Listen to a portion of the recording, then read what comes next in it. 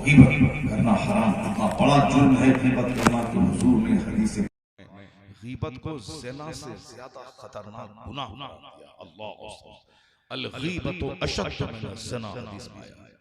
मुसलमान की पीठ के पीछे उनकी बुराई करना ये गीबत है।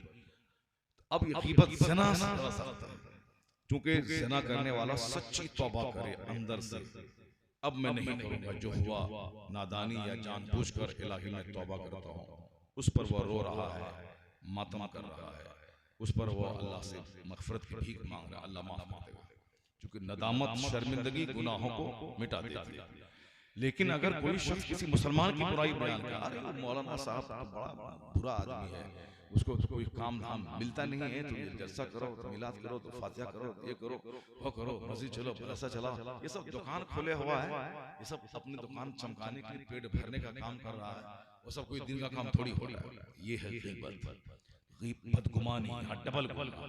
वो दिन का काम कर रहा है और ये बोले अपनी दुकान खोले हुआ, ये बदगुमानी कर रहा है, ये हराम, ये गीबत से ही बड़ा गुनाह है। और गीबत यानी कोई ऐब उसके अंदर है, उसको दूसरों के सामने बयान कर देना, ये गीबत। और गीबत ज़िना से ज्यादा खतरनाक गुनाह है। जो ऐब उसमें है छुपा हुआ, उसको बयान करना ये गीबत है, और ये गीबत ज़िना से ज्यादा सख्त गुनाह। अगर कोई ऐब नहीं है उसके अंदर और फिर खींचतान के ऐब निकालना, ये बदगुमानी, और बदगुमानी गीबत से ही बड़ा गुनाह है। अल्लाह, यहाँ तो खींचतान के लोग गुनाह निकालते हैं, जो गुनाह नहीं, यानी बदगुमानी ये अंदर की बात है, दिल के अंदर।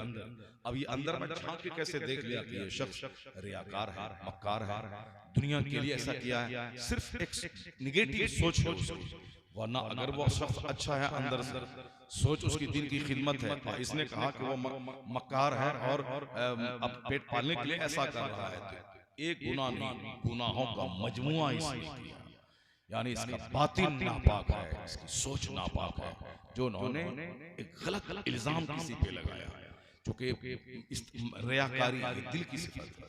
और ये कैसे उसके दिल में झांक के देख लिया कि यह शख्स रियाकार है या मुखलिस है, सिर्फ बदगुमानी ही बदगुमानी। अब जरा गौर से सुनिए कि गीबत करना है क्यों, हाँ इसलिए ज़िना करने वाला ज़िना किया, तौबा किया, अल्लाह माफ किया, लेकिन जिसकी इज्जत खराब करने के लिए उसकी बुराई बयान की गई, कयामत के दिन अल्लाह उसे माफ उस वक्त तक नहीं करेगा जब तक कि ये बंदा उससे माफी ना मांग ले जिसकी गीबत उसने की थी। यानी उनका सामना करना पड़ेगा, या तो दुनिया में उससे माफी मांग ले कि मैंने आपकी गीबत की थी, आप उसको माफ कर दीजिए। अगर यहां माफी नहीं मांगी तो कयामत के दिन उसे उनके सामने जाकर ऐसा करना होगा, या फिर उनके हक में खूब दुआए मग़फ़िरत करे, जिनकी गीबत उन्होंने की थी उनके हक में दुआए मग़फ़िरत करे कि या अल्लाह मुझे बख्श दे, और उस शख्स को बख्श दे जिसकी मैंने गीबत की है, उनके लिए दुआए मग़फ़िरत इतना करे कि अल्लाह रब्बुल इज़्ज़त उनके दिल में इनकी मोहब्बत डाल के इनके जुर्म को उनकी ज़बान से माफ करवा दे। अल्लाह, यार इतना खतरनाक जुर्म है कि सामना करना पड़ेगा, लेकिन लोग इस तरह से करते हैं। दुनिया पाप से जब भर जाती है, अल्लाह ने खूबसूरत दुनिया बनाई, तमहीदी तौर पर चंद बातें, फिर उसके बाद इंशाअल्लाह अज़ीज़ सरकार गौसे आज़म की हयात तैयबा के गोशों में से 3 या 4 बातें मैं आप तक पहुंचाऊंगा। करोड़ों बातें तो आप सुन नहीं पाएंगे, लाखों बातें, इस्लाम में लाखों बातें हैं, करोड़ों बातें, सारी बात सुन पाएंगे नहीं सुन पाएंगे।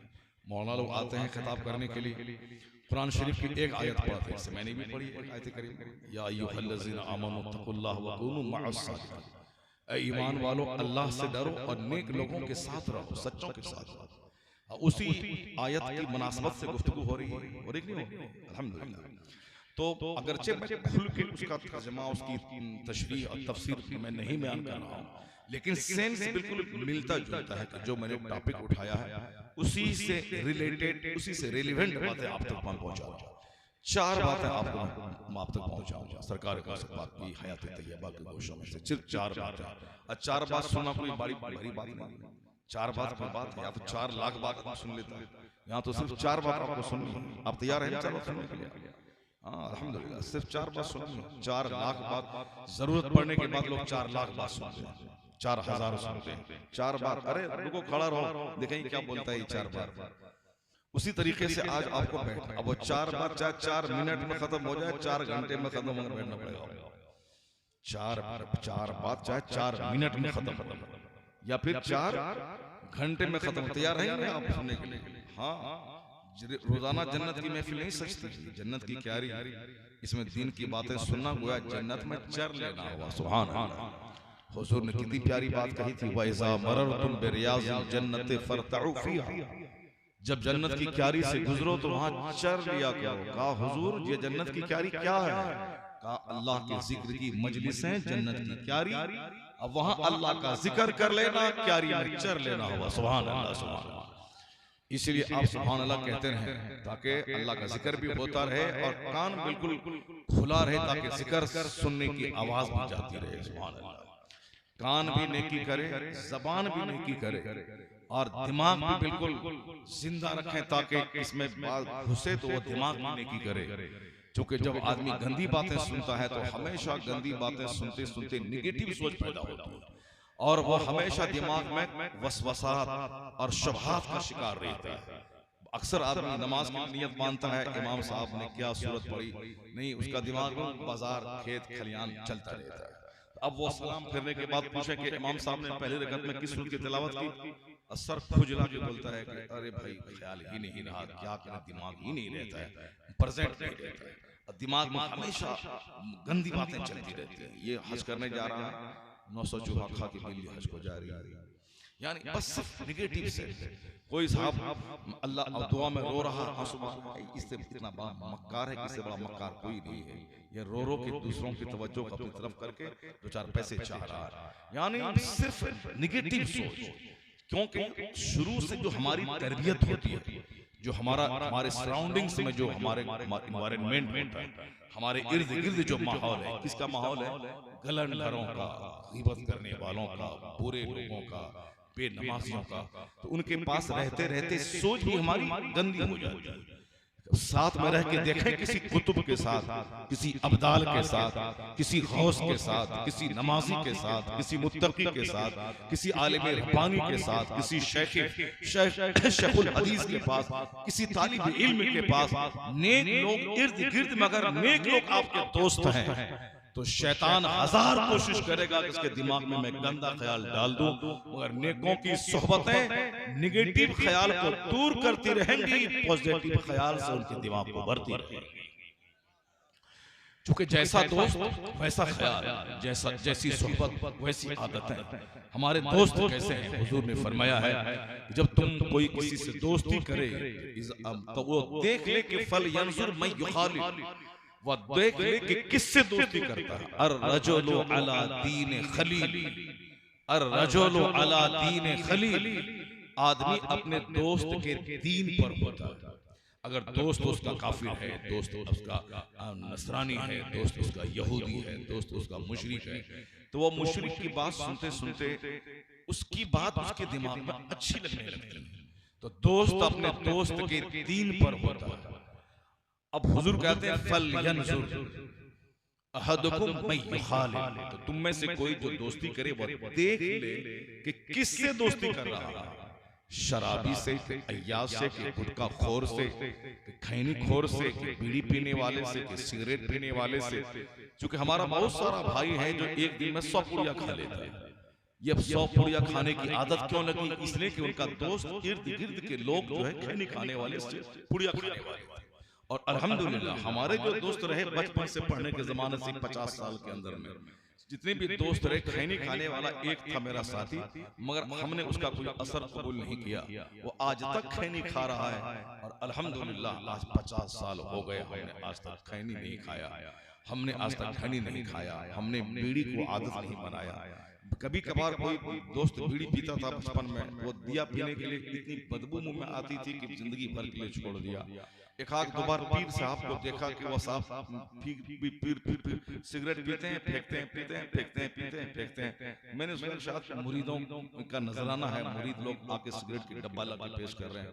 हमारे हजरत को सिगरेट बहुत पसंद है, अब इतना इतना डब्बा ला के दिया, वो क्या करेगा, पिया फेंका, पिया फेंका, पिया फेंका।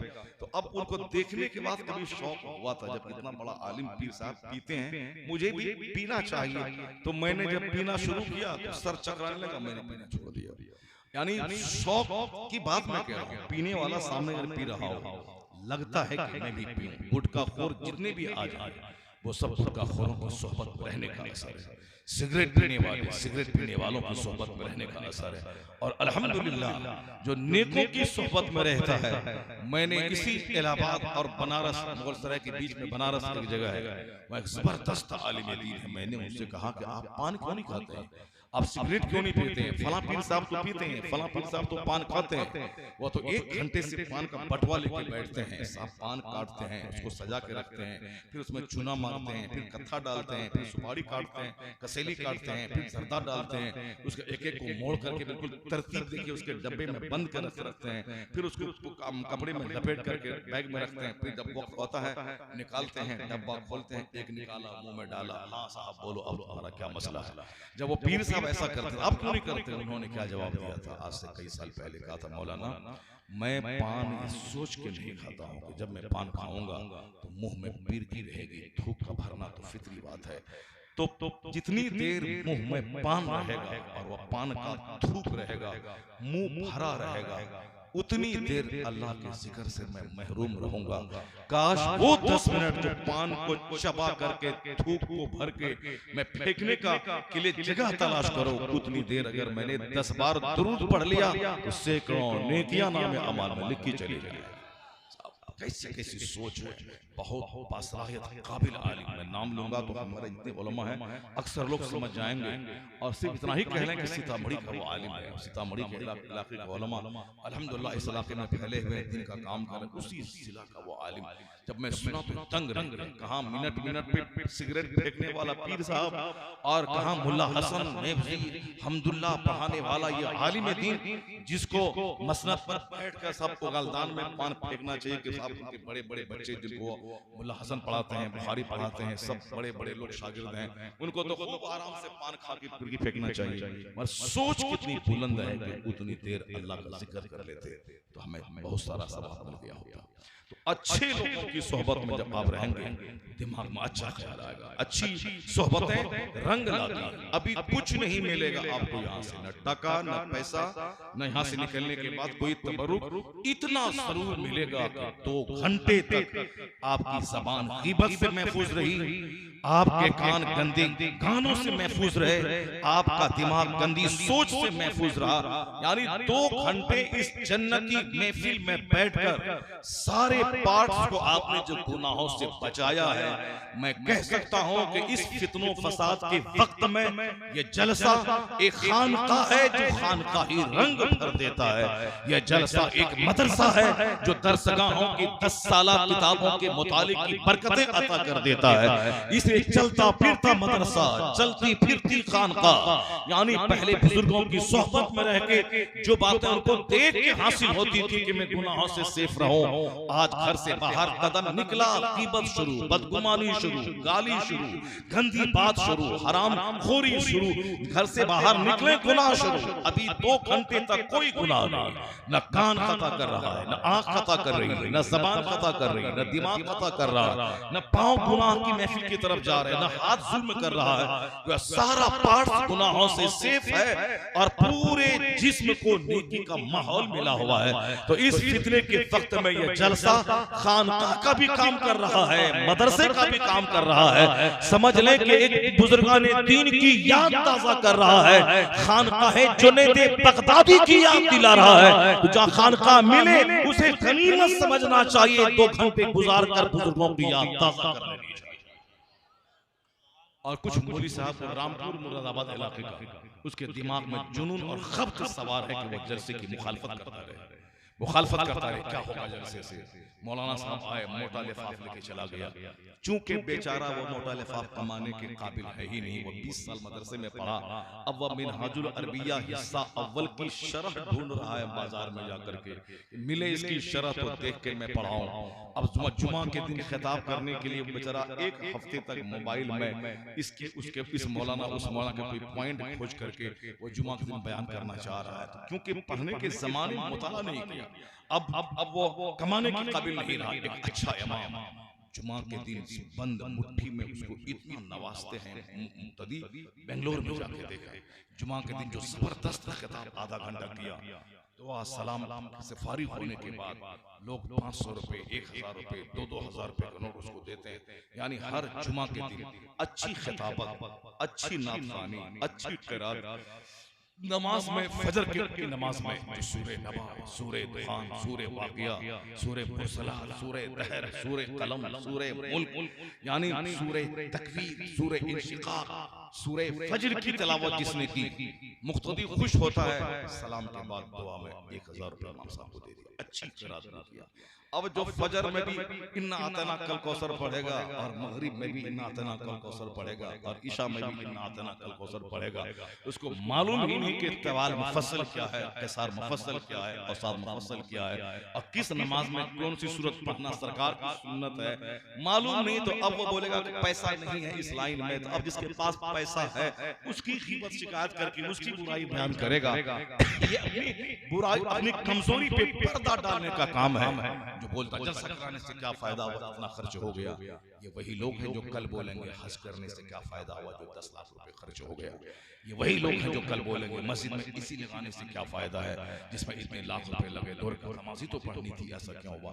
गंदी सोच का हामिल बहुत सारी बातें बोलता रहे, लेकिन अल्लाह ने जिसके सीने में दिल दिया, अच्छे लोगों की सोहबतें अता की हैं, वो फिर क्या बोलेगा कि जब मैं दुनियादारों की बात सुनने के लिए टाइम भी देता हूँ और दुनियादारों की महफिल सजाने के लिए पैसे भी देता हूँ, और अल्लाह रसूल से सच्ची मोहब्बत है, तो जनाब इब्राहिम ने अल्लाह की तस्बीह एक शख्स की जबान से सुन के क्या कहा था कि मेरे माबूद का चर्चा तुमने छेड़ा है, एक बार और सुना दे। जब उसने कहा था कि सुनाऊंगा तो क्या देगा, जनाब इब्राहिम ने कहा था कि जितनी बकरियां हैं आधी बकरियां मैं तेरे नाम कर दूंगा। जब दोबारा उसने सुनाया सुभान असिल मुल्क वल मलकूत, सुभान असिल इज्जत वल अज़मत वल हैबत वल कुदरत वल किब्रियाई वल जबरूत, सुभान अल मलिकिल हय्य लज़ी ला यनामु वला यमूत, सुब्बुहुल कुद्दूसुर रब्बुना व रब्बुल मलाइकति वर रूह। यानी अल्लाह की खूबी बहुत शानदार पैराए में इस तस्बीह में बयान की गई है। जब वो सुना, जनाब इब्राहिम ने कहा कि आधी बकरियां मैंने तुझको दे दी, मगर एक बार और सुना दे, तुमने मेरे माबूद की बात सुना के मेरे इश्क की आग को भड़का दिया है। उन्होंने कहा अब सुनाऊंगा तो क्या देगा, कहा बाकी आधी बकरियां तेरे नाम कर दूंगा। उन्होंने जब सुनाया ये वजद में आ गए। किनका चर्चा सुना? रब्बे कदीर का, अपने मालिक का, अपने मौला का, अपने खालिक का जिक्र सुना, मचल गए। कहा एक बार और सुना दे। कहा अब तो सारी बकरियां मेरी हो गई, अब क्या देगा, तेरे पास क्या रहा, बकरियां मेरी हो गई। कहा ये बकरियां तेरी हो गई, इन बकरियों का रखवाला चाहिए, निगरानी करने वाला। एक बार और सुना दे, मैं तेरी बकरी का निगरान बनके तेरी बकरी की हिफाजत करता रहूंगा। अल्लाह, ये है जिक्र जमील, यानी अपने मौला का जिक्र सुनने का इनाम। जनाब इब्राहिम से उस फरिश्ते ने कहा, ए इब्राहिम तेरा नाम आसमान में खलीलुल्लाह है, तू अल्लाह का दोस्त है, तो तुमने अपनी अदाओं से साबित कर दिया कि दोस्ती में सदाकत कितनी है, सच्चाई कितनी है। दोस्त वो है जब दोस्त का नाम सुने तो वजद आप में आ जाए और सब कुछ लुटा करके अपने दोस्त का, अपने महबूब का जिक्र सुनता रहे। तो मैं कहता हूँ सालिम, वो बदतमीज जो व्हाट्सएप पे मजमून फेंक कर ये बोलता है कि तुम ये जलसा जुलूस बंद हो, इससे क्या फायदा है, तो तुम तो ये भी कल बोलेगा मदरसा बंद हो, इससे क्या फायदा है। मदरसे से आलिम निकलता है नाकारा आलिम, मदरसे से 90% रिजल्ट अच्छे नहीं निकलते, जिसको अरबी नहीं आती, उर्दू लिखना नहीं आता, सेहत गई, इल्म गया, वक्त गया, तो मदरसे की मुखालफत कर तुम कि मदरसे से रिजल्ट सही नहीं है, मदरसा बंद कर दिया जाए। यानी जो नेगेटिव सोच का हामिल हुआ मस्जिद के तोड़ने की मुखालफत करेगा, मदरसे की मुखालफत करेगा, वसीम नज़वी शिया वहाबी काफिर बदतमीज मुर्तद जैसा आदमी जो नेक महफिलों और कुरान करीम की मुखालफत करेगा तो जहन्नम की आग में तो वहां जलेगा। यहाँ जो इस महफिल से भागेगा उसे जाके किसी मूर्ति पे जल चढ़ाना होगा, उसके सामने उसे घुटना टेकना होगा। जो मस्जिद से भागेगा उसे शराब खाने में जाना होगा, जो दिल की महफिल से भागेगा उसे गुच्चों की महफिल में जाना होगा, जो आलिमों से भागेगा उसे नरसिंह आनंद का पांव पकड़ के उसकी गुलामी करनी पड़ेगी। नारे तकबीर, नारे रिसालत, मसलके आला हजरत, जश्न गौसिल वरा कॉन्फ्रेंस। वल्लज़ीना आमनू अशद्द हुब्बन लिल्लाह, मोमिन अल्लाह से सख्त मोहब्बत करता है। और मोहब्बत जब जबरदस्त होती है तो मोहब्बत जिक्र चाहती है महबूब की, मोहब्बत कुर्बानी चाहती है, मोहब्बत विसार चाहती है, मोहब्बत वक्त की कुर्बानी, मोहब्बत माल की कुर्बानी, मोहब्बत जान की कुर्बानी, सारी कुर्बानियों का डिमांड करती है। और जब तक मोहब्बत में कुर्बानी न हो उस वक्त तक मजा नहीं आता। ये हमारे वकील साहब हैं, अल्लाह ताला इन्हें सेहत आफियत नसीब फरमाए। आज मैं सुबह आकर दिन भर इनके साथ में रहा। ये वसीम रज़वी जैसा खबीस मरदूद काफिर ये कुत्तों की सोहबत में रह के बदतर कुत्ता बन गया, लेकिन ये आलिमों के साथ रहते रहते कोर्ट में रहने के बावजूद आलिमों का गर्विदा आलिमों से मोहब्बत करने वाला बन गया। सुभान अल्लाह। कहते हैं कि इनके वालिद मौलाना सदर आलम से बड़े करीब थे। इनके वालिद मौलाना फारूक रज़वी साहब से मुरीद हैं।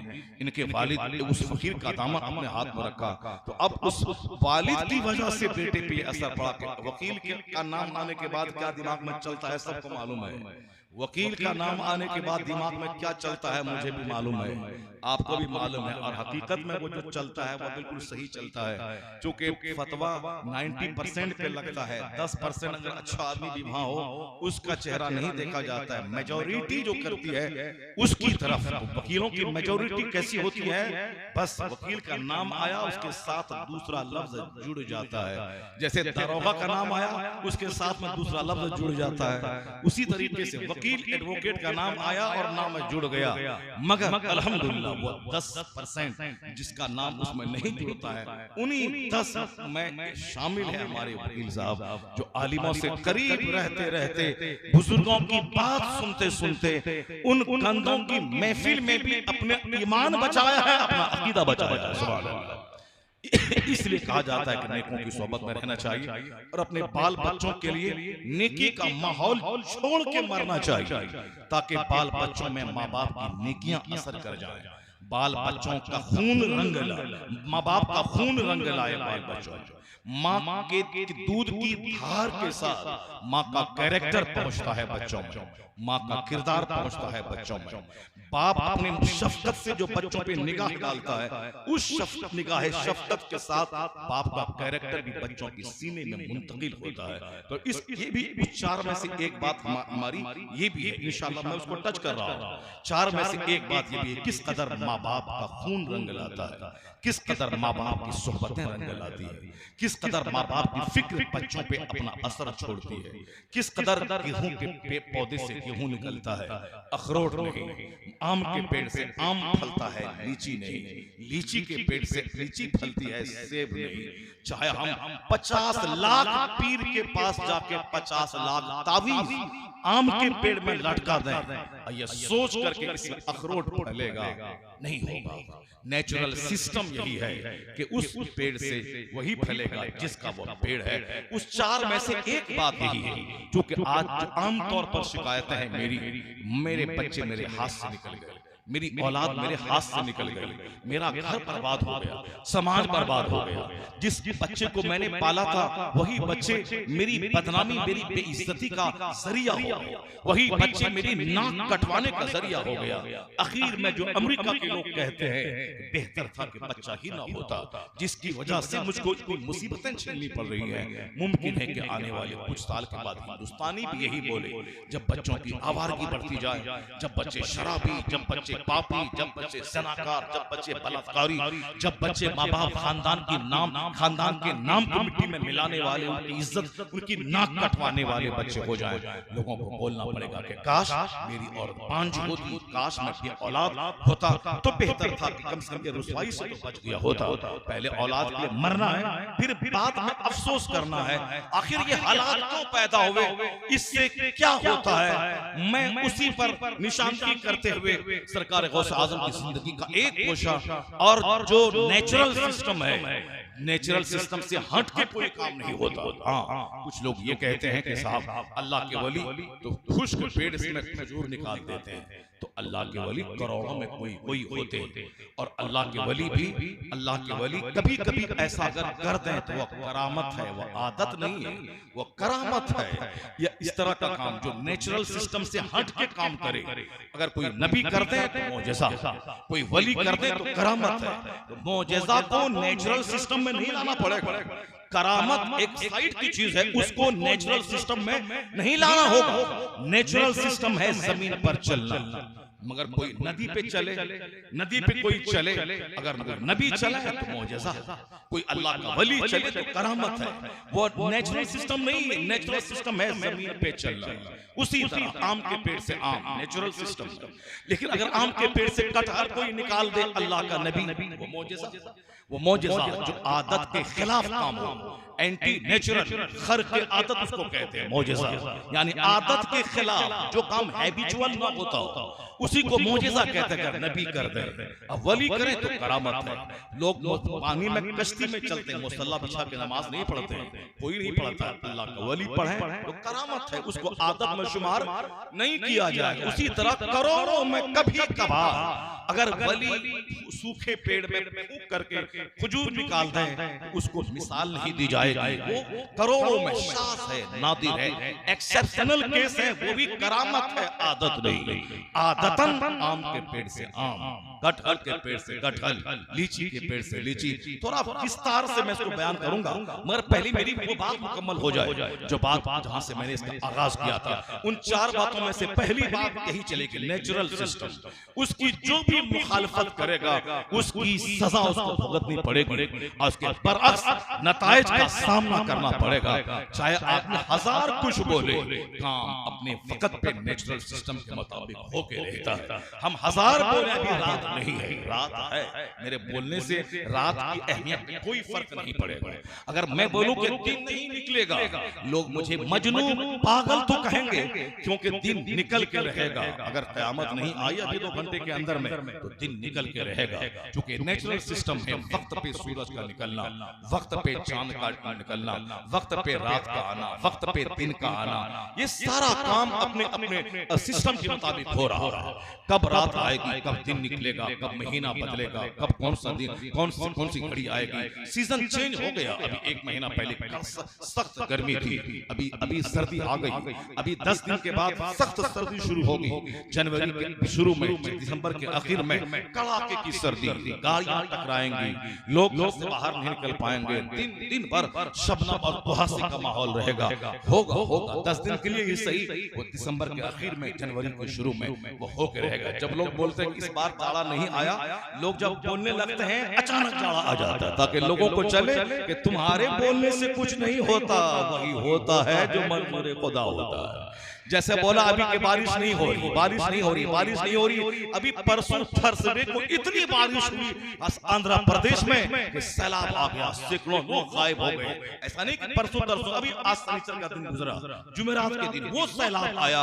अभी जो पूरा अब्र आलूद है फजा, ये उसी बंगाल की खाड़ी के तूफान का असर है। इतनी बारिश हुई, लोग बह गए, लोगों को पता नहीं था कि इस जाड़े के मौसम में भी ऐसी बारिश होगी। अल्लाह रब्बुल इज्जत बंदों की चाहत के मुताबिक काम नहीं करता है कि जो मैं चाहूं वही हो जाए, ऐसा नहीं होता। अल्लाह रब्बुल इज्जत अपना काम करता है जो उसकी शान के काबिल है। कुल्ल यौमिन हुवा फी शान, हर दिन अल्लाह की शान निराली है, सारा इख्तियार उसी के पास है। वो अगर दुनिया को खूबसूरत बनाना जानता है, लोगों की बदतमीजी की सजा इस दुनिया में, दुनिया को उसके लिए सजा के तौर पर भी अल्लाह पेश कर देता है। अल्लाह जहाँ रात देता है, जहाँ दिन देता है, जहाँ मौसम सरमा, मौसम गर्मा, मौसम पारा देता है, वही अल्लाह तबारक तआला कभी फसलें देता है, कभी फसलें छीन लेता है, कभी खूब आम आया, कभी नहीं आया, कभी खूब फसल पैदा हुई, कभी सैलाब में फसल जल गई। ये सारा काम अल्लाह रब्बुल इज्जत के निजाम के मुताबिक सारा काम होता है। अल्लाह ने क्या फरमाया? सब्बिहिस्म रब्बिकल आला अल्लज़ी खलक़ फसव्वा वल्लज़ी क़द्दर फहदा वल्लज़ी अखरजल मरअ फजअलहु गुसाअन अहवा। यानी पाकी बयान करो उस रब आला की जिसने चीजों को पैदा करके एक अंदाजे पे रखा है। सारी चीजें एक अंदाजे पे है। कुल्लुन फी फलकिन यस्बहून। ये सूरज, चांद, सितारे, यूरेनस, वेनस, उतारत, मरकरी, ये जितने भी प्लैनेट्स हैं, जितने भी स्टार्स हैं, ये सब अपने अपने मदार पे तैर रहे हैं, जिनके लिए जो रास्ता गर्दिश का अल्लाह ने बना दिया है उससे 1 इंच हट के नहीं गुजर रहा। सब सारा काम नेचुरल सिस्टम से हो रहा है। अल्लाह फरमाता है वश्शम्सु तजरी लिमुस्तक़र्रिन लहा ज़ालिका तक़दीरुल अज़ीज़िल अलीम। ये सूरज अपने ठिकाने की तरफ दौड़ रहा है। या उस जबरदस्त कुव्वत वाले खुदा का बंधा हुआ निसाब है, एक सिलेबस है, उसके मुताबिक सूरज दौड़ रहा है। लश्शम्सु यंबग़ी लहा अन तुदरिकल कमर वलल लैलु साबिक़ुन नहार। अल्लाह क्या कहता है कुरान शरीफ में सूरह यासीन में? सूरज के बस में नहीं कि चांद को पकड़ ले, और रात के बस में नहीं कि दिन पे वो चढ़ जाए। सब अपने मदार पे घूम रहे हैं। 1 सेकंड, 1 इंच के लिए अपनी हद से कोई बाहर नहीं जा सकता। ये सूरज और चांद के बीच में जमीन का आ जाना, ये सोलर इक्लिप्स, ये लूनर इक्लिप्स, यानी ये चांद ग्रहण, ये सूरज ग्रहण, ये कुसूफ, ये खुसूफ का जो मामला है, उसी नेचुरल सिस्टम का हिस्सा है। उसी गर्दिश के दौरान जमीन बीच में आ गई, रोशनी का पार्ट हटा, वो एक अलग सिस्टम है। कुदरत का कानून क्या है? जब जमीन पाप से भर जाती है तो अल्लाह सूरज और चांद की रोशनी छीन करके बता देता है अभी मैंने थोड़ी सी रोशनी छीनी है तो अंधेरा छा गया, जब मैं पूरी रोशनी छीन लूंगा तो फिर तू कैसे जिंदा रह पाएगा। इसलिए सूरज ग्रहण एक वार्निंग है कि गुनाह कम कर दे, चांद ग्रहण एक वार्निंग है कि गुनाह कम कर दे, वरना सूरज और चांद अल्लाह छीन लेगा तो तू अपने हाथ को नहीं देख पाएगा। सूरज और ग्रहण मेरी आंख खोलने के लिए होता है, तो आंख खोलने के लिए भी होता है, और उसी का एक सिस्टम भी बना दिया। जैसे बारिश मुर्दा जमीन को जिंदा करने के लिए होती है, लेकिन उसका एक सिस्टम दूसरा भी है कि तेज गर्मी होगी, समंदर से बुखारात पर उठेंगे, वो बुखारात, वो बुखार वो बादल बन के फैलेगा, हवा उसको घुमाएगी, फिर वहां से बारिश के कतरे नीचे गिरेंगे। समंदर का नमकीन पानी उसको मीठा बनाने का प्रोसेस क्या है? यहाँ से ऊपर ले जाना, फिर उसको घुमाना, वहां से मीठा बरकत वाला पानी जमीन पे गिराना। वो अनसलना मिनस समाए माअम मुबारका, हमने आसमान से बरकत वाला पानी उतारा। वो कौन पानी है? समंदर का सॉल्ट वाटर। उसको स्वीट बनाने के लिए एक प्रोसेस है, यहाँ से ऊपर जाना, फिर ऊपर से बरसना। सारा काम एक सिस्टम से हो रहा है। हमारे नजदीक ही हम सिस्टम के खिलाफ काम करें और बोले कि नहीं नहीं अल्लाह चाहेगा तो हो जाएगा, हम पढ़ाई लिखाई नहीं करें और क्या बोले अल्लाह चाहे, अरे अल्लाह के लिए क्या नहीं है, अल्लाह चाहेगा मेरा बेटा डीएम बन जाएगा, मैं पढ़ने के जमाने में कुछ नहीं करूं और ये बोलूं नहीं नहीं अल्लाह चाहेगा तो एक दिन के अंदर में वो कमाल पैदा हो जाएगा कि मैं सबसे बड़ा खतीब बन जाऊंगा। चूंकि सरकार गौसे आजम को खतीब बनाया मुस्तफा ने, गौसे आजम आराम कर रहे हैं।